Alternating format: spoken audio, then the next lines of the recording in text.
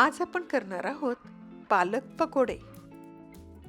यासाठी प्रथम इथे मी घरच्या बागेतील फ्रेश पालक स्वच्छ धुवून बारीक चिरून घेत आहे।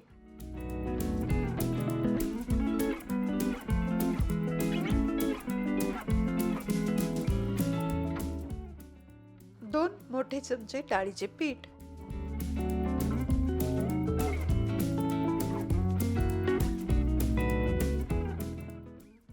एक चमचा तांदळाचे पीठ,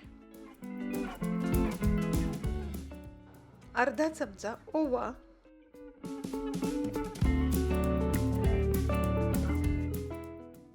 अर्धा चमचे धने जिरे पूड, बारीक कट करून घेतलेली हिरवी मिरची, पाव चमचा सोडा,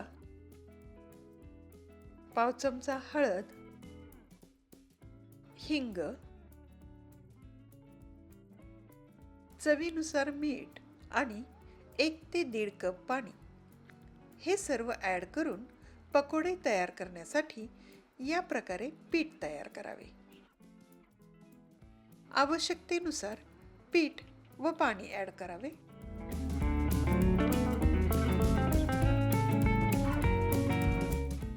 तयार मिश्रणाचे गरम तेलामध्ये गोल आकारात पकोडे तळावेत।